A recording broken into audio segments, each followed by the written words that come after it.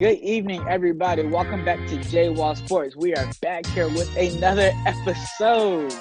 Another one. Hey, Pistol, This, our receiver, hit my line. Hit my line. what is up with you in this? When you bench your seasoned veteran quarterback this late in the season, it's sending a message to the team. Then goes out. And now they want to play with some heart. They want to play with some effort. I see why Doc got fired. If you're not going to make the adjustments of the coach, you need to go up and get up out of here. Wentz has regressed. And it's a mental. Disclaimer. He might have some outrageous, Max Kellerman type, things to say today. I don't know what he's gonna say, but the way he's starting off his video is giving me them vibes. What's up, J Wall Sports fans? This your boy Lamarck Wiley Jr. And as always, I am here with my guy, Nyshawn Anderson. How you doing, man? It's a rough night, man. Hey, man, I completely understand you. Same. It's all right, man. We are gonna make it through it. I see bounce backs in both of our futures, man. All right, so we might as well just go ahead and get things started. Sorry, I lost my place, people. So today, the Brooklyn Nets they wrapped up things in Boston with a 109-123 victory. Nets will move on to play against the Milwaukee Bucks in the Eastern Conference Finals. How many games will this series? Eastern Conference semifinals, my apologies. How many games will this series go? And which player will have the best overall performance in this series? Man, first I was saying 6. But I was like, nah. Then I was like 7. Then I was like, nah. Then I was like 6. Then I was like, nah. I just want to say this. This is going to 7, man. It's a lot going on. A lot's going to take place in this series. And I can't see no other way other than 7. Lucky number 7. So whoever. And I think James Harden's going to be has the best performance out of this series. We 50-50 there. 50-50.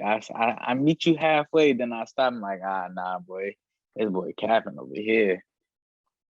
I mean, he's become the primary ball handler for the team. But even then, like tonight, he had 34 points, 10 rebounds, and 10 assists. And if he's going like that, and if he's able to get these other people going, then that definitely gives him a chance to go get a bucket. And matchup-wise, I don't know. They might put Drew on Kyrie. And if they do that, I definitely see James Harden having a lot of success in this series. A whole lot of success. I agree with you that James Harden will have a lot of success in this series, but I think the best overall performance from this series it's gotta come from Giannis Antetokounmpo. And just to backtrack a little, this game will go to 7 series. I think this is going to be one of the best series in this playoffs that we will have. But yeah, Giannis is going to get the best performance because Giannis has been waiting for this moment all season. Giannis and the Bucks, they made some, trades to acquire Drew Holiday. And, the media, we talked about him like this much, like, yeah, they made Drew Holiday, but what's he going to do?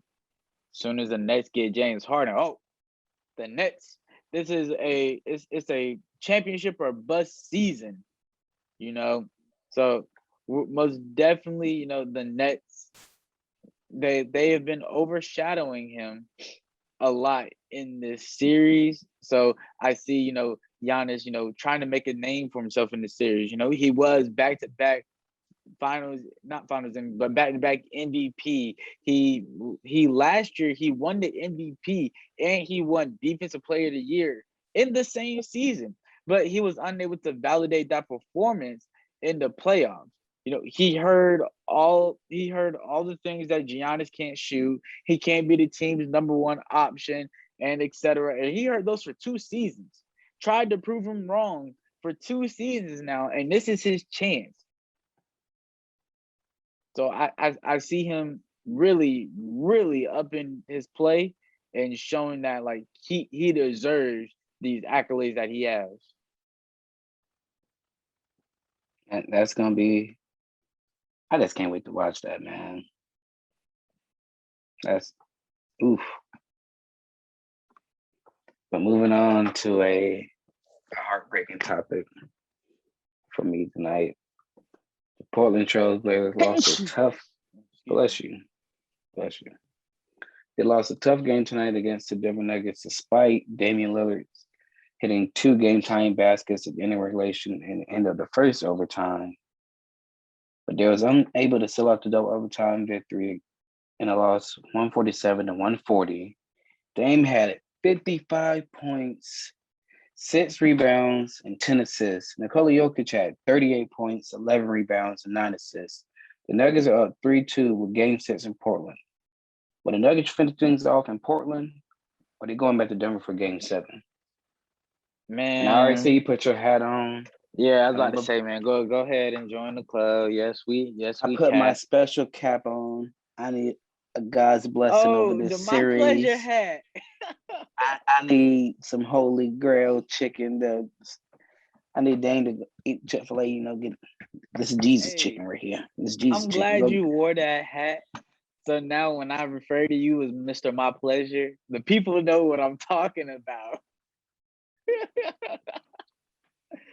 Hey, but you already know, man, I'm sporting the equality. You already know. Okay. Yeah, you already know. But man, I don't know. This series has been a lot of game time and a lot of no time for everybody else on this Portland team, man. I don't know what's up with the rest of y'all team, but y'all need to get it together. Cause I had Portland winning coming into this series. I was like, oh, Dame, CJ, Yusuf Nurkic, they all finna get busy on these boys, especially they ain't got no Jamal Murray. But CJ McCollum, he ghosted. Ghost. Super ghost. That boy is transparent as somebody with a green shirt on in front of a green screen. He is not showing up for this team. He's averaging 21 in this series, which is all right. But oh my gosh. That boy is stupid. But it's Dame. I mean, not Dame, but it's CJ McCollum, like Mr. Skills and Drills himself. I need you to take the skills and drills and apply them to the game and get a 30 ball along with your man Dame. Like, come on, man. Your team needs you. Melo was great in games 1 and 3, but he been cold in games 2, 4, and 5. And the biggest thing for y'all guards can't guard for nothing. Good God. I mean, y'all letting players other than Nikola Jokic have career nights on y'all. Austin Rivers had 21 in game 3. Michael Porter Jr. had 26 tonight. Monte Morris had 28. You know how many 20-point games Monte Morris had this season prior to this game? 2. He had 2. And number 3 was on y'all. So yeah, I'm gonna go with that. It's over in Portland, man. Y'all can't stop nobody, and CJ not showing up. I mean, if CJ show up, I'd be happy to be wrong if CJ show up and have a 30-point performance and y'all win. But y'all are not winning with Dame scoring 55 and CJ scoring 20 and nobody else producing. Like I told you from the get-go, these teams know each other very well. Nah, I was like, it's going to 7. They know each other very well, but y'all got beaten back-to-back games. It seems like they done figured something out. Y'all have. They didn't beat us back-to-back. They didn't beat y'all back-to-back? No, they didn't. Oh, well, they will. Anywho, this game was tough to watch. I was very excited. Dame was giving Baquitos to everybody. You want to step back. You want to throw in your face. You know, he was like watching the Oprah show back in the day. You get a 3 in your face. You get a 3 in your face. You get a 3 in your face. And I was just like, he broke the record for most 3-pointers made in the game with 12. He just broke Klay Thompson's record, which was at 11. But you said it early in a couple episodes before that whoever's bench plays better is going to win the game. And so I'm going to need everyone to produce, all the role players to do what they need to do. Game 4, Norman Powell had 29 points. I'm going to get him to at least get 20 game 6 to at least have a chance. So take a little pressure off Dame because Dame tired right now. I was tired watching him. And CJ, you need to get it together. You have not been shooting well this whole series. I need you to play the same way you did. I think it was 2 years ago, 2019. We had that amazing game 7 and basically led the team. But like I said off the camera before we recorded, Dame and CJ, it's pick and choose. Like they're both not having a great game. I need both of them to play like Dylan Brooks and John Morant. I need some dogs to go ahead. Very well. They do. And I need both of them. I need CJ to get going. I have my man Dame out. Like, hey, I see you carrying. Let me take some right off your back, my dog. Let me say, I got you. I got you this possession. Yeah, but, yeah. Your boy CJ been over there like this. Professional, he been quick. Oh my God, that step back was beautiful. Did you see? I got that. Yeah. That's been your boy CJ right there. He ain't been showing up, and I'm highly disappointed in him. I really got much respect for the man, but I gotta call it how I see it. He not showing up. Let's go ahead and move on to the next topic. All right, man. Solo dolo here, man. So LeBron James suffers his worst playoff loss in his career as the Suns beat the Lakers by 30 points. Devin Booker had 30 points on 13 of 23 shooting. Should the Lakers be worried heading into Game 6? Just want to say it was a nice follow-up of you to be the second person in J-Wall sports history to cap 2 games in a row. So, if I was you, I'd be worried. If I was you, I'd be worried right now because your role players are not stepping up. They're not producing the offense, not producing as much as you're missing from AD would give you. And even if AD plays Game 6, which he probably will, he's not going to be 100%. And if he's not 100%, then it's not going to be too good. And also, your offense hasn't been great, but it's been covered up how excellent your defense has been this season. And AD was a key piece for that defense and offense as well. You see that piece is definitely missing on both ends of the court tonight. And LeBron's going to need someone else to come up and score. So I don't know who it's going to be, how they're going to get it done. But maybe some Jesus chicken over there in LA. All right, so no pun intended, man, but I ain't gonna cap. I'm a little worried. I'm not even gonna cap. I'm a little worried. And the reasons I'm worried is because, first of all, let's talk about this game. Because this game was terrible. Almost an anomaly. Devin Booker could not miss. I mean, I don't care if the hoop was this small right here. He was money. Devin Bean Booker. Yeah, Devin Bean Booker, bro. He could not miss, and I feel like that was a big part of it. Another thing was, and I'm not being biased. I thought about this way before the game came in, but I already knew the calls was gonna be lopsided. This I don't know what, and it was, and this is why.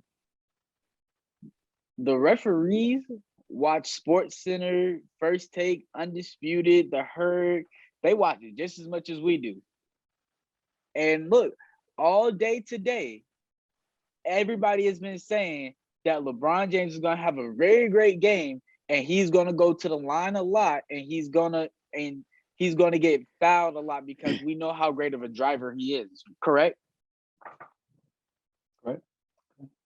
I'm with you. So, and as a referee, our whole mantra is not to decide the game.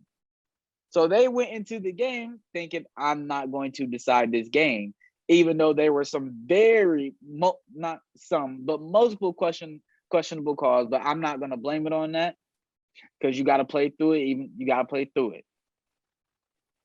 But Dennis Schroeder, we're gonna call him Casper for now. From now on, I'm referring to Dennis Schroeder as Casper. Okay. Hey, I mean, me and him had the same amount of points tonight. You feel me? Exactly, bro. He's Casper, and side note, he messed up his contract, big time. Big time. I take some of his money. I mean, me and him had the same amount of points think tonight. about it. The Lakers offered him an $84 million contract extension, and I don't see him getting close to that at all. I mean, who else are you gonna give it to? Just thinking out loud, but think about it. We had nobody to compete with. Nobody else is going to give him $84 million. True. But if you lose him, who you gonna replace him with? I don't know. I mean, but for $84 million, bro, you ain't show me $84 million money. As far as I'm concerned, the only two people who earned their paycheck was LeBron and AD this year. Everybody else, y'all. Nah, you know what? You run me them checks. I need that back. And we need to be reimbursed.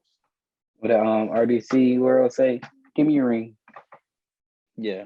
Nah, I'm not gonna take that ring. They earned the ring. The ring was last season. They earned it. They played very well. You keep your ring, but y'all gonna have to run me a couple of checks like this, some NBA Superfine stuff. But yeah, so back to the back. Yeah, so I'm gonna be worried in Game 6 if AD doesn't play. If AD plays, I might be not so worried. He gets a couple more days off. You know, we see him warming up on the side, and he couldn't even do a simple sidestep jumper. So that worries me a lot. But I think Game 6 will be a lot more competitive. The Lakers got to see a lot of the mistakes. They got to see how the Suns were playing them, and they really packed in that paint, which caused LeBron a lot of problems, and he was not able to drive like he wanted to. I think they're going to take, some things that they did well from the first half, first quarter. Yep, we're gonna take some things well that they did from that first quarter and try to implement those in Game 6. We'll see, man. I'll say a prayer for y'all before the game, just in case. Appreciate you. And I hope you did the same for us, because we're down to it. Yeah, I mean, as much as I want y'all to win, I just, making it hard on ourselves, for real. Yeah, exactly. But anyways, tonight we have 4 games to watch. First, the Wizards and the 76ers at 7. The 76ers are up 3-1. Who's taking this game and why? Man, this another tough one right here, man. I ain't even gonna lie. It's gonna have to be a last minute decision for me. because it's all depends if that man Embiid, if he plays. If he plays tonight, then I could see them pulling out a win. But if he don't play without a rim protector, I see Russell Westbrook getting to the cup however, whenever he wants. Dwight Howard, he not enough to put fear into Westbrook. Like, this the same person who dunked on Clint Capella with his left hand for the first time. So he don't put no fear in him. He don't put no fear in Bradley Beal. They finna get straight cut work on him. Ben Simmons, I don't know. I don't even know what to say about Ben Simmons. I'm gonna skip him for a second. Without Joel Embiid, this is a very average team. Like 6, 7, 8 seed average in the East without Joel Embiid. Ben Simmons, he can't lead the team, especially when they pull Hackabin out in Game 5, and he was unable to keep his team afloat. And Doc Rivers, he's very adamant about keeping him in for all the other things that he does besides make free throws and jumpers. So, like I said, man, if Embiid plays, Sixers in 5. If Embiid don't play, we about to go to Game 6. Back I have to in agree with you, DC. Oh, I still got this on. My fault. I mean, you might want to keep it on because you might be capping next episode. You might be the first one to go three in a row. That's a bad sign. That's a bad sign. I ain't trying to go 3 in a row, man. Don't put that on me. Don't put that on me. But like I was saying, I just have to wait and see if Embiid plays because that's going to determine a whole lot in that game. Rim protection, if that's not there for them, like you said, Brody Bro gonna be on the boards. It's gonna be on somebody's muffin top, and it's not gonna be pretty. Hey, on them. So yeah, like you said, it's a toss up. I just gotta wait and see right now. So game number 2 at 7:30, the Knicks and the Hawks kick off, and the Hawks are up 3-1 on the Knicks. Now, Sean, who are you taking in this game and why? This was very hard. Like when you were saying off camera, like, whew.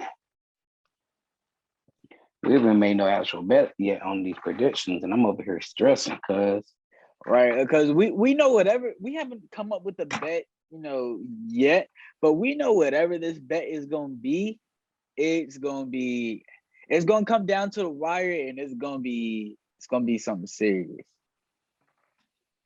But I have the Knicks. I just don't see them losing in the Garden. Not for the series, man. I don't see it. Of course, they're gonna need Julius Randle to play out his mind this game to really get things going for this offense and for this whole Knicks team. They also need players to play well, like Reggie Bullock. He hasn't really been shooting well this whole series. Alex Burke, he had a great game 1. I think he had like 20 game 1. I want to say a little over 20, and he hasn't really produced that much since game 1. So they're gonna need key players like Bullock and Burks to play well. I also think a low-key sleeper X factor that can help them is OP Toppin. Haven't been playing him a lot, but I definitely can see him being a game changer for them. Man, like you said, when we were talking off camera, this one was difficult, extremely difficult in my head because we got the most improved player, Julius Randle, and he's yet to show up. I guess he realized that was a regular season award. He taking his time off right now. right. He must be taking the time off in the playoffs because I ain't seen nothing much from him. And we get going game 5, and I'm still like, man, is Julius Randle playing today? He is? Where he at? Oh, he over there? Mm. He ain't doing nothing, man. John Collins and Danilo Gallinari, they almost got him in a straitjacket, like choked up. Because they put in that pressure on him, man. They got the clamps on him, man. Cause game 1, bro had 15 points, 6 of 23 from the field. Game 2, he had 15 points, 5 of 16 from the field. Game 3, he had 14 points, 2 of 15 from the field. And then game 4, he finally cracked the 20s and was at 23 on 7 of 9. That was his most efficient game, but it's and I hate to, and I'm not really trying to compare him to Giannis Antetokounmpo, but they have the not similar games, but they've been in similar situations.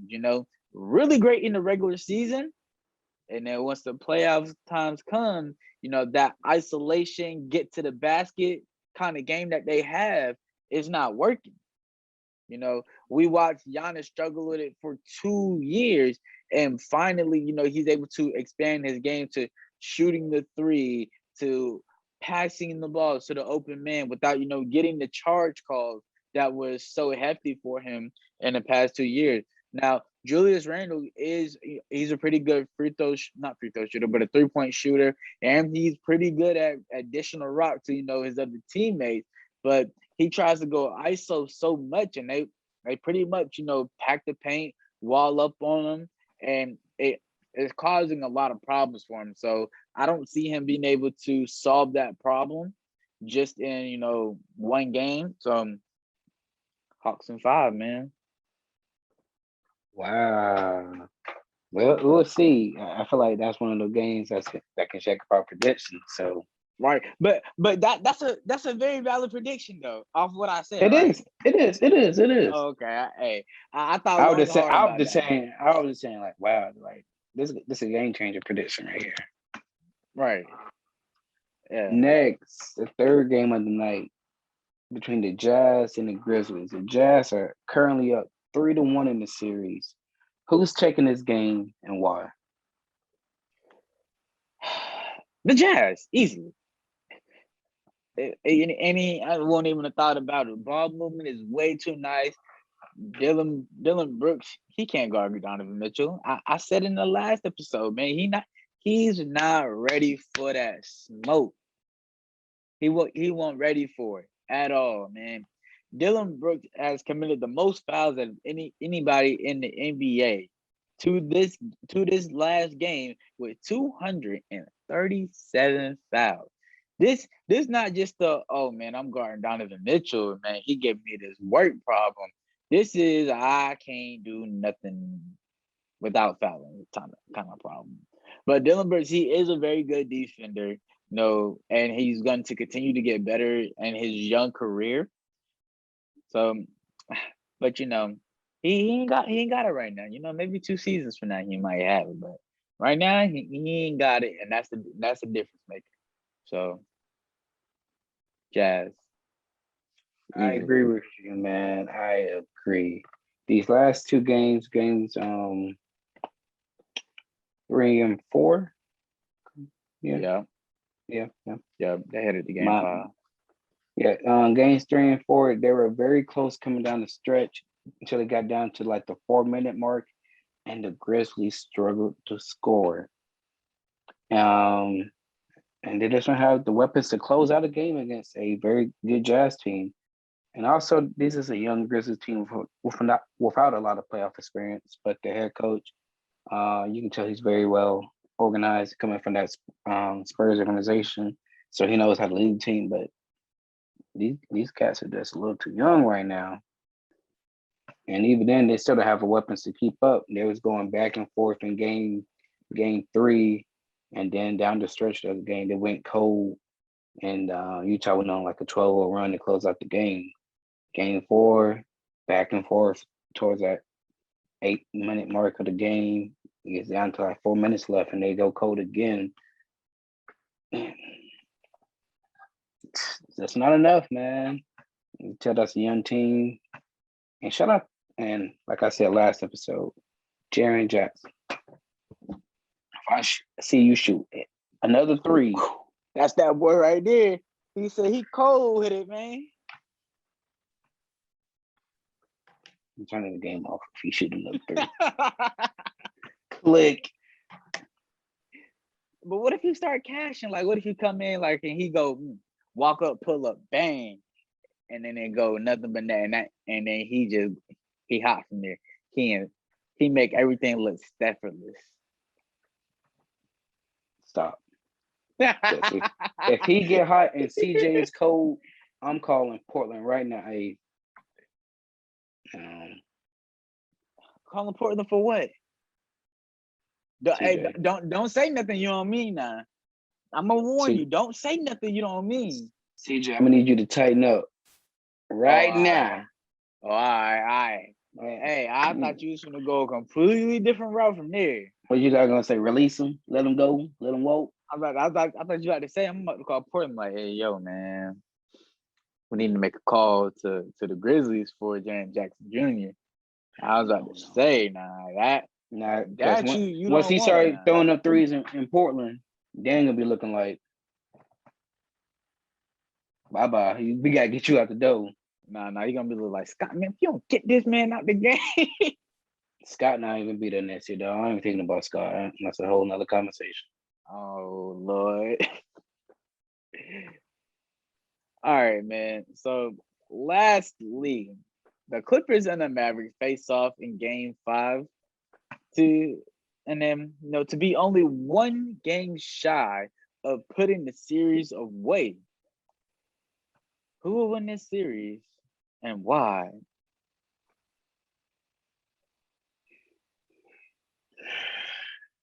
Mr. My Pleasure, please give us an answer. This was tough. Because you said it's serious, not just Game 5, so I was thinking kind of hard on this one. I got the Clippers.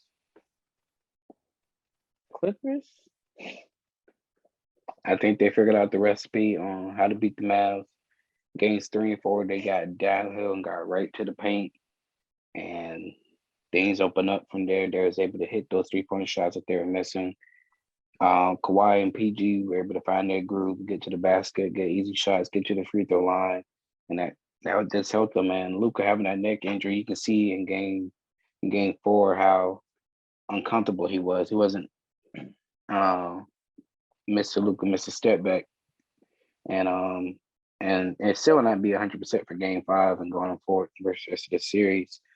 And with the series going back to LA, right now, I do believe they go 3-2 this game for the sake of the predictions. But yeah, I'm leaning towards the Clippers, man. Defensively, I don't see them stopping Kawhi Leonard for getting to where he wants to. And you already know that's 100% once he gets in the mid-range. So we might as well get back up court.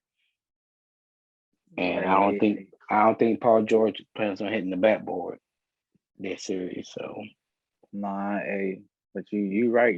You're right on one small teensy weensy little thing you said. Kawhi Leonard he has that Hall of Fame badge from mid range. 23 and in money. You go ahead. As soon as you see Kawhi catch it right there, you go ahead and start writing 2 in the book, man. But nah. Going with the Mavs, man.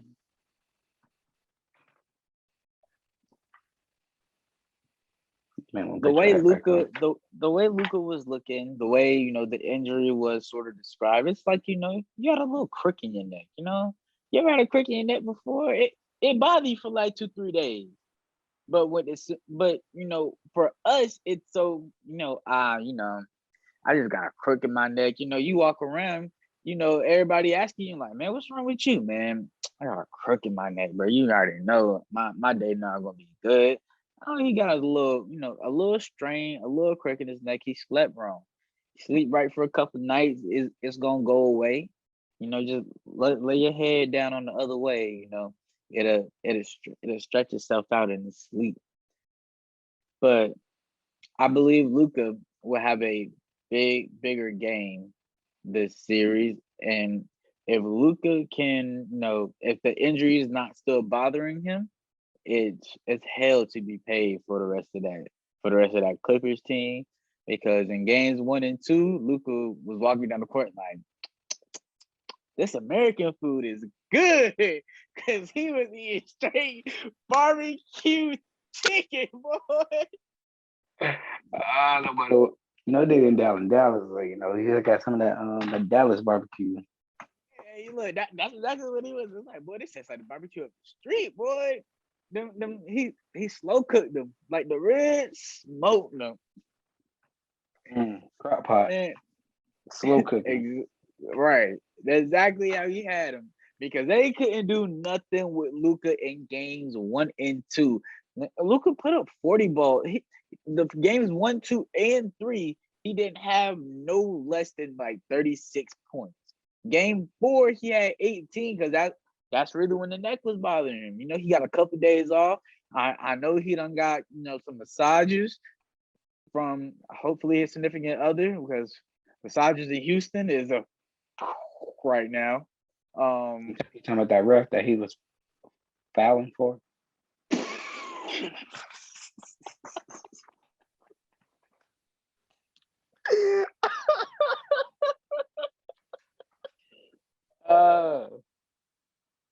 That's what you talking about, right? You a fool.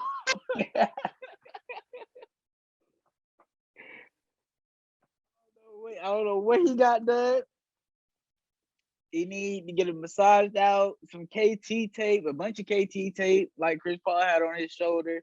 Heating pad, icy hot, like my man Shaq say. Bio free. Hey, matter of fact, go get some go get the horse stuff. You get that horse. It's like biofreeze, but it's for horses. That thing's strong. I promise you. Apply right before tip off, and apply right before the third quarter continues. And I promise you'll be good. Hey, you'll be back there. All 5 of them on the court. Yeah, but hey, me ain't go back and forth, but I'm gonna say Kristaps has finished this series very strong. If the Mavs want to pull this series out. Yeah, I agree with you. Kristaps got to step up and give me 25, and get on the board. Give me 25 and like 10. He be sleeping on the board. I can really see. You know why he's sleeping on the boards? That boy live on the 3-point line. Like Jaren Jackson. That boy swear he's 6'5" and got a ratty on. No, he's 6'12". Exactly, but he might even be 6'13". Man. Yeah, that's not even reach. I need to have about 13. I'm weak. But that's all we got for you guys today. Appreciate you guys for tuning in to another episode of J-Wall Sports. Appreciate all the love that you give us. Hey, keep them lights going, keep them views going up. If you guys are not following us on Instagram, please follow us on Instagram at J-Wall Sports. There's 2 highlight videos on there. Blow those up. First highlight video already is at 100+ views. Let's try to get the second one up there with it. Follow us on Twitter at JWall Sports. Make sure you hit the subscribe button, hit the notification bell, somewhere up there, Hey, man, but that's all we got for you guys today, and we out. Out.